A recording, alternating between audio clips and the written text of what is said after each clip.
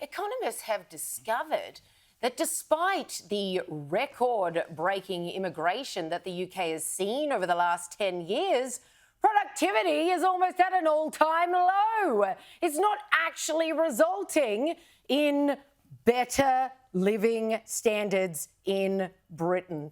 Who knew? Check out this quote from think tank Resolution Foundation. They say, although the UK population is projected to grow by 1.8 million over the next parliament, the number of hours worked isn't expected to rise as quickly as population growth is offset by a higher share of employment made up by groups who work shorter hours on average, such as women and young people, and an older workforce who are less likely to be employed in the first place. Check out this graph of UK productivity since 2019. You would see that big dip there.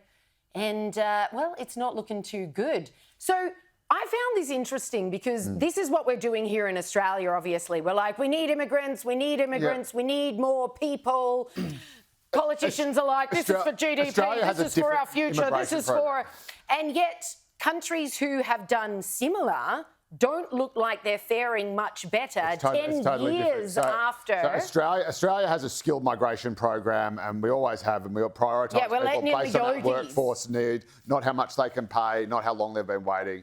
We do have a smaller, much smaller humanitarian program. Okay, so how is ours going to work better? Because we select migrants based on the skills shortages we have in the country. So does the UK. Not as much. And before Brexit, they of course they shared borders with the EU, so people were able to move away much more freely. And but the Tories were still in charge, so they're talking about the period that the Tories were in charge. And of course, one of the things that fueled Brexit was this huge influx of Polish immigrants, which upset people in the north of England in particular. So I don't think it is necessarily comparing apples and apples. And again, this says that, the UK productivity has been plummeting since 2019. So that's over a long period of time. That's fine. But let's be honest, though, if we didn't have the levels of migration that we have in this country at the moment, we would be in recession. We are already effectively in recession. Having high migration simply props up the economy. That's a good thing. No. You don't want to be in a recession. Trust me, I'm old enough to remember the last one. It is not a good thing. When you... OK, so great. We're not actually in recession. We're technically in recession. We're not actually in recession, but your cost of living keeps going up because we don't have the houses for people to live in. We don't have the schools for their kids to go to. So at what point does the snake stop eating its own tail? We bring in all the people to prop up the economy, part of the reason we're not building houses blow up the economy and cause inflation. No.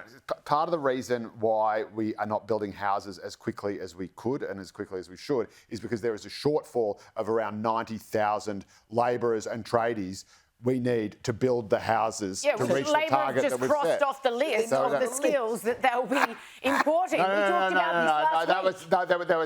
There were some, but there's still a huge number of things like carpenters, electricians and everything. They are on that list. They are prioritised, and we are bringing them in as much as we possibly can. Not every skills that are needed to build a house were on that list, Joe. There were some skills that apparently they seem to think that they had enough of, whatever. Looked pretty weird to me. But where there were shortages, clearly, were in Sparkies and carpenters, and I think joiners as well. And they're bringing those in. They are on the priority list, and they are indicative of the people we're bringing in. Why we're bringing in the yogis and stuff, I do not know, but they are on the list. And that is an example of why just saying we're going to cut migration and that will solve the housing crisis is simply not how the market works. All I'm saying is that is what, dare I say it, a communist would think. 6 million increase. They did it for the same reasons that we always say we're doing it too, and it simply hasn't had the effect that they've needed. Yes, it has propped up their economy since 2010 quite effectively, but in 2024, it ain't cutting it.